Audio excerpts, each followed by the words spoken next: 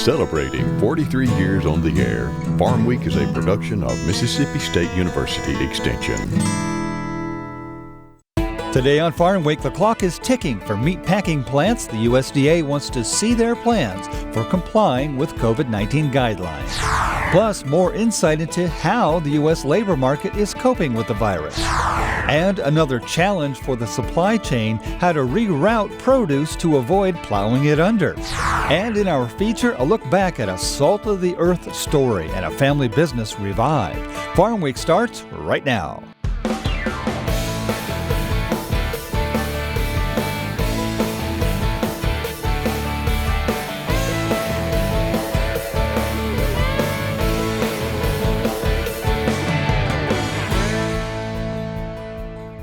Hello everybody, I'm Mike Russell. Thanks for joining us today on Farm Week. Last week, Sonny Perdue told producers he believes closed meat packing companies will be up and running any day now.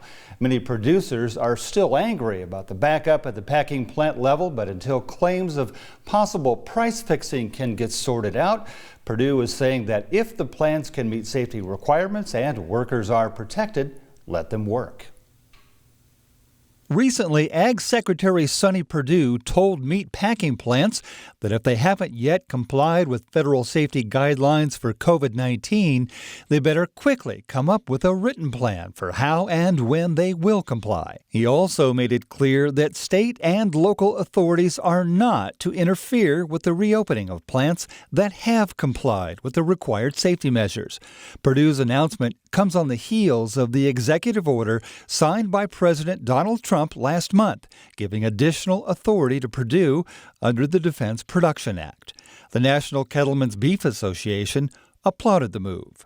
So we were incredibly grateful for the president stepping in and putting out an executive order on this. This is the most important issue out there for our cattle producers right now, to get those cattle moved through the system.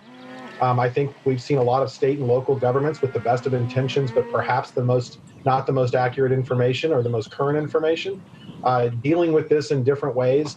Lane said the OSHA and CDC checklist of safety measures for packing plants, an industry critical to the food supply chain and struggling with some workers getting infected with the coronavirus, should mean decisions are based on science, not emotion. If they're walking the walk and meeting those obligations, let's make sure we're keeping the road clear for them to keep meeting that critical national need of getting beef to store shelves. As consumers grow more nervous about a possible meat shortage despite assurances, some suppliers like Costco, Hy-Vee, Kroger, and others were limiting, at least in some stores, how many packages of meat customers could buy.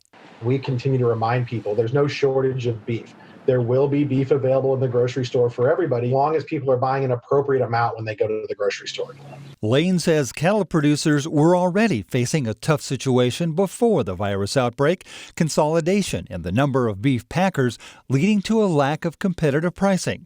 So on top of that, hog, cattle, and poultry producers are also dealing with slowdowns or shutdowns at processing plants. Just a couple of weeks ago, attorneys general from 11 states joined cattle groups and some members of Congress, asking for an investigation into possible price fixing among the four major meatpacking companies. What they're getting paid for their cattle right now is as bad as anybody has seen it in as long as anyone can remember. And that's a tremendous burden for our producers in the country right now, especially as they're seeing this conversation about, supply issues in the grocery store and beef flying off the shelves. It really pours salt in the wound for them because they're struggling to cover expenses and taking a loss on their cattle. The president also directed the DOJ to start an investigation of its own. Meanwhile, as we've heard, the ultimate impact of the virus outbreak on the labor market is varied and in some sectors of the economy intense. As states and markets reopen, the challenge is finding labor for frontline jobs in or related to food production. All of it affecting the supply chain. Here's John Torpy with more. COVID-19's impact on the labor market varies across the country. From harvest in the nation's salad bowl to processing meat in the Midwest to manufacturing in the South, no part of the workforce has been spared. Numerous processing plants have been temporarily shuttered due to the spread of COVID-19. The closures have resulted in some shortages for consumers as producers struggle with oversupply. Mark Lawrenson, director of meat processing for the United Food and Commercial Workers Union, says the key for meat packers to remain operational is preserving the safety of their workforce in the face of the coronavirus. There's plenty of supply from the hog producers and the cattle ranchers, plenty of supply there. There's still demand out there. People are eating at home more. So there's demand, and then it's that part in the middle. It's the meat packing plant, the food processing plants, that's where the stress is coming. And that stress can only be alleviated when those workers are safe and they feel safe. And they know that when they go to work, they're not going to be taking home COVID to their families and to their children. That's the priority one, making sure that those workers are safe. On the West Coast, farm workers who routinely migrate to California for the annual springtime harvest of specialty crops have been showing up in fewer numbers. But officials say it's not fear of catching coronavirus keeping workers away, but rather the economic side effects the pandemic has served up. There's so much uncertainty right now because of that very sudden shift and losing the food service component. Like just in California itself, food service at restaurants, cafeterias, and off-premise is about 1 million meals a day. And then you take that country, that sudden loss of food service was happening right when people were making their normal planting so they could harvest according to their food service contracts. So that has created some disruption in that side. And there may be some that chose not to plant some of that acreage in spring crops. In the Lone Star State, those living and working in the oil fields of the Permian Basin have been dealt two bad hands. I think one of the things that hits us worse in West Texas in the oil and gas area is that we can handle an oil and gas decline and we can handle a COVID, but when you stack both of them on top of each other, it's like getting hit with a sledgehammer twice. In Sweetwater, Texas, assembly of goods for wind and solar energy, along with the production of construction materials, has helped slow the economic damage and job loss caused by the pandemic.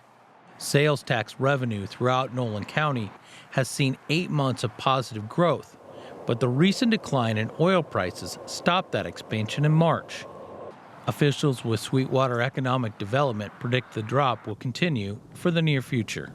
The oil and gas industry has dropped, and we're fortunate that even though we have that industry here, it's not one of the largest industries in our county, so it hasn't affected us as much as it will further west. So with supply lines disrupted, at least for now, and jobs fragmented that serve that supply chain, American ingenuity is helping to divert some time-sensitive goods, like produce, to new markets. And that's a good thing. Here's Paul Yeager with that story. As restaurants try to stay afloat with curbside pickup options, most of the food heading home is a main meal, leaving appetizers on the shelf. This puts Idaho onion and potato producer Jerem Jemmett in a pickle. He started planting this season's crop on his 350 acres in early February. By the time planting was done, COVID-19 had cut off access to restaurants, his largest customer. Once you're planted, it's, you're kind of sunk to that point. And so then you have to start really figuring out what makes the best business sense. Do we continue to raise the crop? Do we abandon the crop? And so that's created some headaches and a lot of sleepless nights at times. Some producers may have to disc under a ripe crop in a few months if those markets fail to reopen.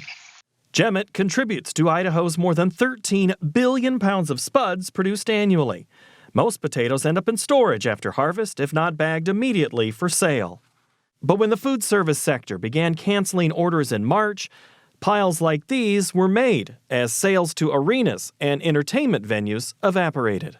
That represented about 60% of our potato business. So all of a sudden, those potatoes got to find a home somewhere.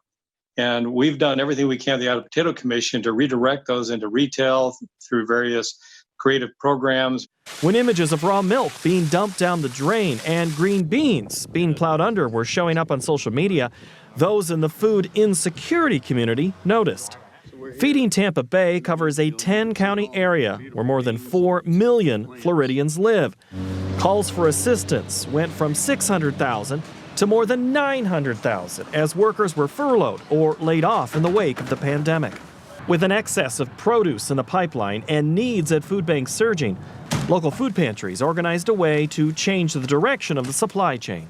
Organizations like ours, my peer group in the state of Florida, the other food banks, we tried to step into that as much as we can.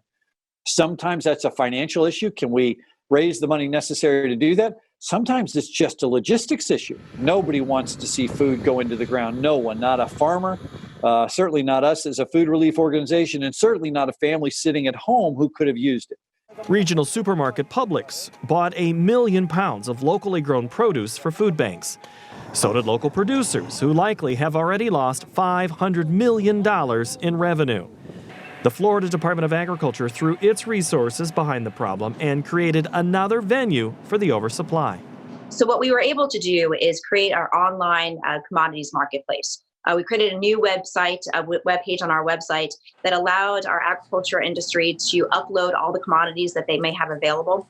And then all of our local, whether it's consumers or other food banks, can go right onto the website, see where that local produce is, see where their farmers markets are, their U-Picks, and it really has been an opportunity to connect the consumer directly to our ag producers. It's been a tremendous success, but unfortunately that $500 million worth of losses is already going to be lost. In the newswire, you may have heard that details have been released on that $19 billion coronavirus farmer aid program. Ag Secretary Sonny Perdue just announced that farmers can start applying the day after Memorial Day on May 26th.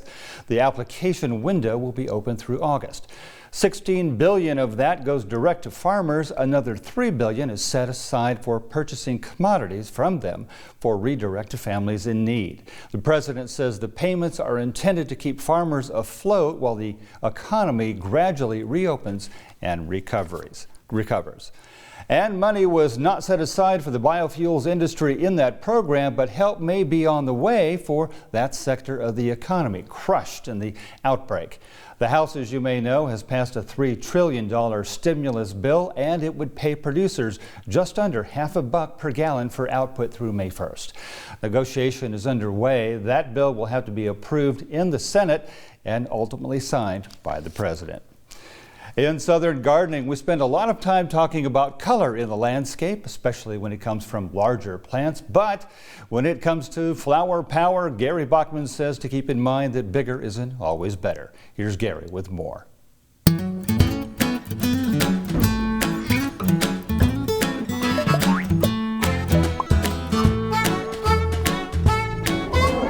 Flowers don't have to be big to make an impact in your landscape. Let's take a look at a few plants that have small flowers but have a mighty garden presence. Every landscape needs super bells. These are like regular calibrachoa, only on steroids.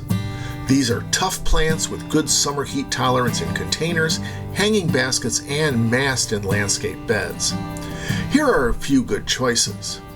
Grape Punch is a tough selection with purple flowers having a large, deep, plummy black eye. Tangerine Punch are striking with flowers featuring deep tangerine orange petals surrounding a deep burgundy orange eye. Lemon Slice is bright, cheerful yellow with a white pinwheel center pattern. And Saffron flowers have golden yellow petals and thin red artist highlights in the center.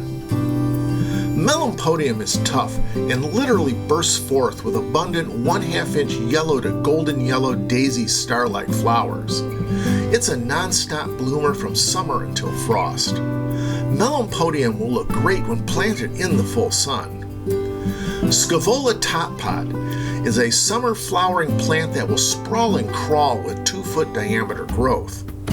The foliage is coarse-toothed, while the 1-inch wide fan-shaped flowers appear in mass, freely flowering from spring through the summer and into the fall. This plant with its growth habit is the perfect choice for hanging baskets and container gardening. Choosing summer color is no small task, but is easy with these small flowers. I'm horticulturist Gary Bachman, and I hope you join me next time on Southern Gardening. We'll take a break right here, but don't go away. Coming up in our Farm Week feature, it's literally a salt of the earth story 400 million years in the making. In West Virginia, a family business that goes back 7 generations revived in modern times by a brother and sister intent on being part of the farm-to-table movement. What started as a 400-pound test has grown to a spicy harvest of 10 tons. We're headed to the salt mines. That's coming up on Farm Week. Don't go away. At Mississippi State University, Extension is reaching beyond the college campus and impacting adult education. We're instructing agricultural professionals on the latest trends in research and technology, inspiring communities, empowering small businesses, and promoting the growth of healthy families where youth and adults can reach their fullest potential. The MSU Extension Service, sharing our vision for the future. Every day, real people are solving problems, learning skills, and achieving goals through Extension education. We care about their success and yours. Extending knowledge, changing lives. The MSU Extension Service. Before we get back to the show, let's take a look at the Farm Week calendar. If you're reinventing yourself in the age of the coronavirus, how about some professional development classes? Mississippi State University Extension is offering 10 different classes, all of them free through June 30th and all self-paced online. If you're looking for work or just want some new skills, any one of these could be helpful. Choose from 12 steps to a successful job search. Small business marketing on a shoestring, marketing your business on the internet, creating web pages, creating WordPress websites, fundamentals of supervision and management, individual excellence, personal finance, managing customer service, and keys to effective communication. Again, all these courses are free through June 30th, and you have a full 3 months to complete the courses once you're enrolled. Interested? Visit ce.extension.msstate.edu, or for more information, contact Dixie Cartwright at dlc10@msstate.edu. Time now for the markets. Here's Zach Ashmore with an abbreviated report, short and sweet. Zach? Thanks, Mike. Markets went up, then down the past 2 weeks. That kind of instability, a reflection of uncertainty on multiple levels. We'll be talking about why in just a bit. For now, let's take a look. Not too bad, plenty of red, but there's some stability too. Biggest gain? Cattle up $2.35. Biggest loss? Wheat, down a whopping $21.75. Many factors at play here. Analysts say wheat's been in flux since the beginning of this virus outbreak.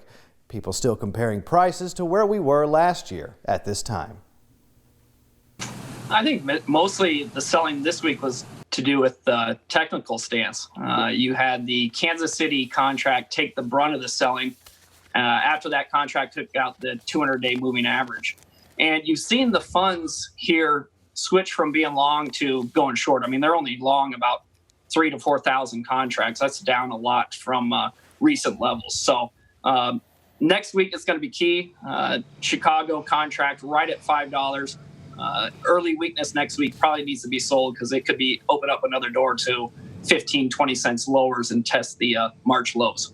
Well, I think when you look at the Kansas City wheat, I mean, our ending stocks on wheat, Paul, are still no shortage of any class of wheat, whether it's hard red, soft red, spring wheat. We're a little bit dry in the western corn belt, in the western part of Kansas. That's a little bit of support, but it's that time of year where we're not that far away from harvest. I would say the positiveness on the wheat market, all classes, is the fact that it's dry in parts of Europe, dry in the Black Sea area. And so we're going to watch those guys the next 2 weeks, see what happens. But we're marching to a crop right now. As we reported earlier in the show, the beef industry full of activity from producers to packers. Markets reflecting that too. With beef up the past week, experts say don't get used to it. There's still plenty to go around. It's going in the right direction. I mean, we've had this week, we estimated about 495,000 head killed. That's 60,000 more than just a couple of weeks ago. So the kill chains are speeding up. That is a good sign. But where do we go from here? We'll just have to see if the packers continue to pay up. They paid up this week, cash trades were anywhere from 110 to 120, 100. But are they going to continue to pay up as that wholesale beef prices continue to move lower? And we'll just have to see it moving into the future. The other thing that's happening is there's a real disconnect. We're backing up cattle big time. Weights are on the rise. So there's some, we may carry this thing over for a long time. And the government had something to say about it on Thursday. They put some numbers out. They're basically saying from now until April of next year, you're in a $99 to $100 cash market. So we're trading 115, 116 now. You have to be a little bit careful when you're looking at the government numbers. We're still trying to unthaw. We're still not sure what the demand is. So it's a buyer beware market. And that's it for a deeper look into the markets. Based on all that, I predict we're seeing a return to abnormal. Let's hope it sticks. Mike? In this week's feature, ag businesses often get handed down, but the dreams of descendants can take the original business idea off course. By the time the family's 7th generation comes along, the original operation might need spicing up or the dream dies altogether. In this story by Peter Tubbs, a brother and sister went back to the proverbial salt mines to reboot a dormant business. The 400 million year journey of this artisanal salt ends at a pair of tweezers. Impurities and debris are meticulously pulled from the product before packaging at the J.Q. Dickinson Salt Works in Kanawha County, West Virginia. It's been an amazing personal and professional journey to bring back this business for my brother and myself, and we really, you feel the weight of those 7 generations kind of watching you. Nancy Bruns is the 7th generation of her family to make salt in the Kanawha River Valley. The family business began in the early 1800s by boiling water drawn from the ancient Lapidus Ocean. Sitting 300 feet below the Appalachian Mountains of West Virginia, the 400 million year old brine is pumped into pools covered by hoop barns and dried using energy from the sun. The trip from brine to jar takes 5 weeks, with the brine being dried 3 times. The salt gathered by hand, and the salt crystals sorted and sifted into different sizes for packaging. The Bruns family has been exploring new markets for their product and taken advantage of the growing interest in specialty foods. Consumers and chefs around the country really wanted locally made, high-quality products. The so-called farm-to-table movement, as well as there are very few salt makers in the U.S. who make it by natural evaporation, solar evaporation, and I saw a real opportunity there. The salt industry thrived in this corner of West Virginia in the 19th century and was the state's biggest consumer of coal before the Civil War. Pork processors in Cincinnati were the primary destination of salt from the Kanawha River Valley. Production of salt from West Virginia declined in the years after World War II as underground salt mining became more economical. The Dickinson family moved into mineral extracts to keep the company afloat until the 1980s. Nancy and her brother Louis revived the family business by targeting specialty foods in 2013. It's a really bright, bold flavor. You actually end up using less because it's a strong flavored salt, and the texture of it is very unique. It's not hard like rock salt, and it's not soft and flaky. It's got a nice crunch, but it's a delicate crunch, and it really adds a nice pop of flavor in your food that's unlike any other salt in the world. The flavor and crunch found a fan base among chefs and food lovers across the country. The market is split between wholesale and retail customers, and consumers can purchase directly from the company. Sales have increased at the same rate that production has expanded. The initial 400-pound test harvest has grown to an annual production of over 20,000 pounds of salt. The only limits to output are the number of sunny days in the Kanawha Valley between March and October. Their over-the-counter business sees many of the same challenges faced by other niche food marketers, including the need to convince customers to pay a price premium for an otherwise readily available product. Once people understand that a naturally made sea salt is better for you, the mineral content is good for you, and the difference in the flavor it makes on your food, they don't go back. So if you can just get it in their hands and in their kitchens, they're really loving it, and they don't turn back to the big guys. To greater diversify their marketing plan, J.Q. Dickinson Saltworks is also a popular event space for weddings and gatherings, providing revenue when the business would otherwise be closed. The company also hosts a monthly dinner series with regional chefs that support local nonprofits and a salt festival in September. Overall, reviving a business created by earlier generations has been a rewarding second career for the siblings. And here we are on the same land where they made salt for so many years, and it's an unbelievable experience. And even though we're doing it very, very differently than they did it, it's actually something that's brought our larger family together because we have this joint history and now it's alive again. It's great to see life breathed into a family business that way. Well, next week on the show, a look back. Are U.S. soybeans high enough in protein?